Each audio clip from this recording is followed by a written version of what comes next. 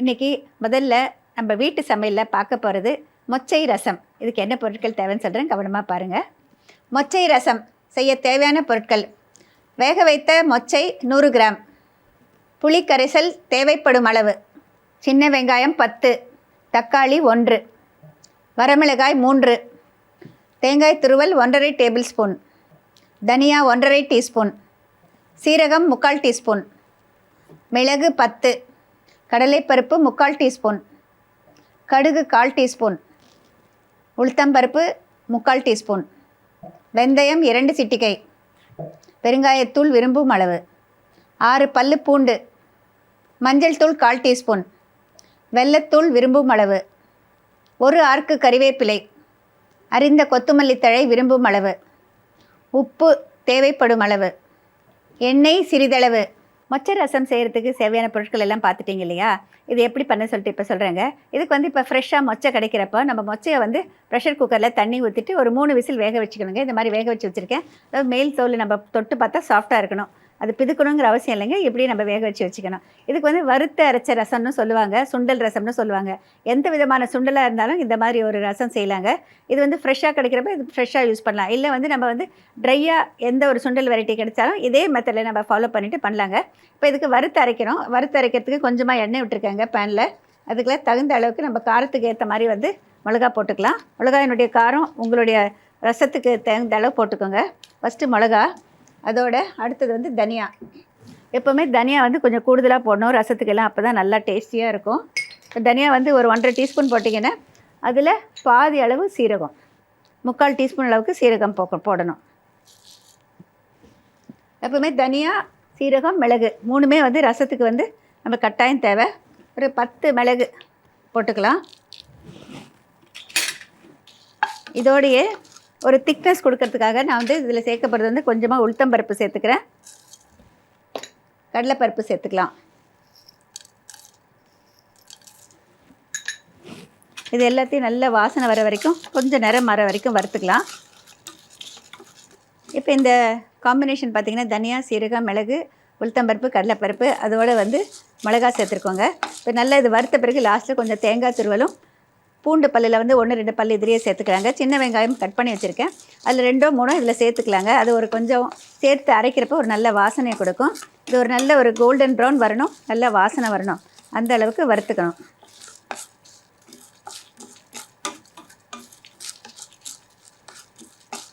இது நம்ம பட்டாணி யூஸ் பண்ணி, ஃப்ரெஷ் பட்டாணி யூஸ் பண்ணிட்டும் பண்ணலாங்க. மற்றபடி சுண்டல் வெரைட்டிஸ்னாக்க நம்ம சன்னா அதெல்லாம் போட்டால் நல்லா இருக்காது. காராமணி வருது இல்லைங்களா, ட்ரை காராமணியில் வெள்ளை இருக்கும், ரெட் கலர் இருக்கும். அந்த 2 விதமான காராமணியில் எது வேணாலும் நம்ம இந்த ரசம் பண்ணுறதுக்கு யூஸ் பண்ணலாம், நல்லாயிருக்கும்.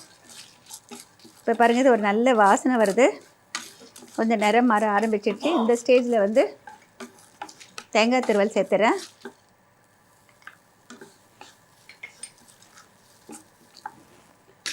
ஜஸ்ட்டு பூண்டு பல் ஒரு 2-3 போடுறேங்க, இது ஒரு வாசனைக்காக.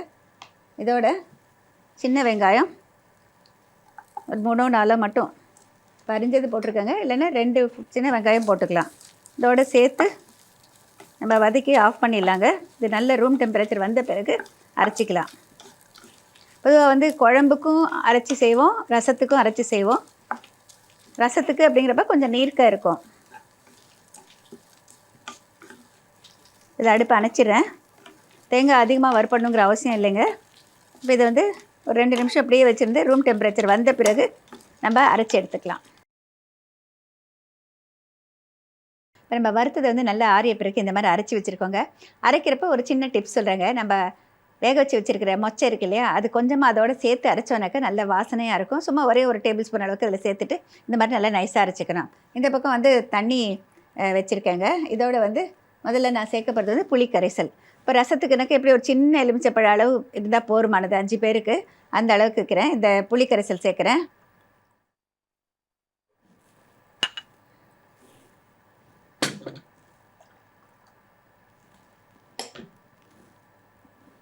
இப்போ இதிலேயே மஞ்சத்தூள் சேர்த்துக்கலாம். தேவையான அளவு உப்பு போட்டுக்கலாம்.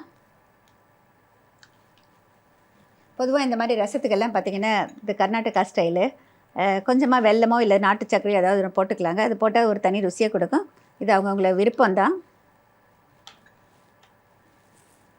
இதோட வேக வச்சு வச்சுருக்கிற இந்த மொச்சையை சேர்த்துறேன்.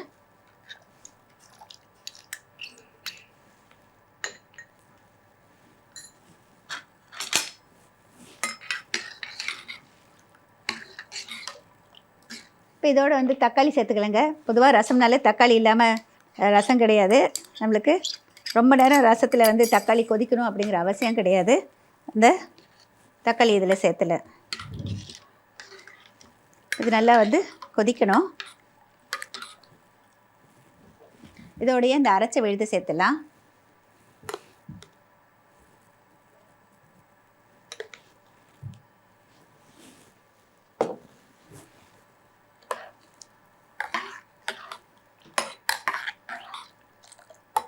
நம்ம ரசத்துக்கு எப்படி நீர்க்க இருக்குதோ அந்த மாதிரி இருக்கணுங்க. இதில் பாருங்கள், அந்த பீசஸ் எல்லாம் அடியில் இருக்குது. அது நல்லா அந்த அரைச்ச விழுது சேர்த்துருக்கோம் இல்லையா, அந்த ஒரு நல்ல ஒரு வாசனை வரணும். அது வரைக்கும் 1 நிமிஷம் 2 நிமிஷம் கொதிச்சா போதுமானது. இது இந்த பக்கம் ரெடி ஆகிறதுக்குள்ளே இந்த பக்கம் கொஞ்சம் எண்ணெய் வச்சுருக்கேங்க தாளிக்கிறதுக்கு. இதோட முதல்ல நான் சேர்க்க போகிறது வந்து கடுகு. கடுகு வெடிக்க ஆரம்பித்த பிறகு சீரகம் சேர்த்துக்கலாம். அதிலே 4 வெந்தயம் போட்டுக்கலாங்க. எப்போவுமே கடுகு, சீரகம், வெந்தயம் எல்லாமே நம்ம தாளிப்பில் போட்டால் ரொம்ப நல்லாயிருக்கும் ரசம். இதோட பெருங்காயத்தூள் கொஞ்சம் சேர்த்துக்கிறேன். எண்ணெயிலே போட்டால் தான் நல்ல வாசனையாக இருக்கும். இதோட கருவேப்பிலை, கட் பண்ணி வச்சுருக்கிற பூண்டை சேர்த்துக்கலாம். சின்ன வெங்காயம், இதுக்கு தண்ணி ருசியை கொடுக்குங்க, இதையும் சேர்த்துக்கலாம். இது எல்லாத்தையும் சேர்த்து நல்லா வதக்கிக்கலாம்.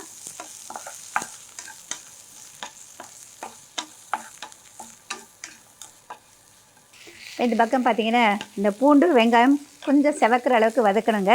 வதக்கிட்டு இதோட சேர்த்துட்டு ஒரே ஒரு கொதி வர விட்டானாக்க நம்மளுக்கு வந்து இந்த ரசம் ரெடி ஆகிடும். அதாவது ஒரு என்ன சொல்கிறது, இது குழம்பு மாதிரி இருக்காது, ரசம் மாதிரி இருக்காது. அந்த மாதிரி ரசம்னு பேர் கொடுத்தா கூட ஒரு இன்பிட்வீன் கன்சிஸ்டன்சியில் இருக்கும். பொதுவாக இந்த சாதத்தில் போட்டு கலந்து சாப்பிட்லாம், இல்லை தயிர் சாதத்தை தொட்டுக்கிறதுக்கு கூட யூஸ் பண்ணிக்கலாங்க. ரொம்ப நல்லாயிருக்கும். இது இன்னும் கொஞ்சம் லேசாக ஒரு கோல்டன் ப்ரௌன் வரட்டும். நல்லா வதங்கிய பிறகு பார்த்திங்கன்னா ஒரு நல்ல வாசனை வரும். அந்த ஸ்டேஜில் எடுத்து கொட்டிடலாம். இப்போ பாருங்கள், இது ரெடி ஆகிடுச்சு. அடுப்பு அணைச்சிடுறேன். இந்த பக்கம் பாருங்கள், நம்ம மொச்சை எல்லா சாமானும் சேர்த்துட்டோம் இல்லையா, நல்லா கொதிக்குது ரசம். இதோட இந்த வதக்கிய சாமானெல்லாம் சேர்த்துலாம். வறுத்த பொருட்கள், தாளிப்பு பொருட்கள், அதோட வெங்காயம் பூண்டு இதில் சேர்த்துலாம்.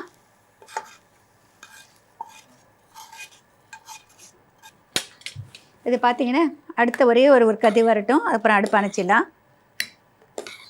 ஒரு நல்ல மணத்தோடு இருக்கும் இந்த ரசம். பாருங்கள்,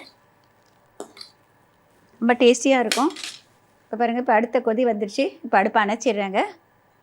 அணைச்சிட்டு அப்படியே மூடி வச்சிட்டிங்கன்னாக்கா உங்களுக்கு அந்த வாசனையெல்லாம் அதுக்குள்ளார அப்படியே இருக்குங்க. நம்ம பரிமாறுறப்போ இதை வந்து அப்படியே நம்ம கலந்து அடியிலேருந்து அந்த மொச்சையோடு சேர்த்துட்டு நம்ம கலந்து சாப்பிட்ணும். ட்ரை பண்ணி பாருங்கள், ரொம்ப நல்லாயிருக்கும். இப்போ இதை வந்து டிஸ்பிளேக்கு மாற்றிடலாம். நல்லா கலந்து விட்டுட்டு இதில்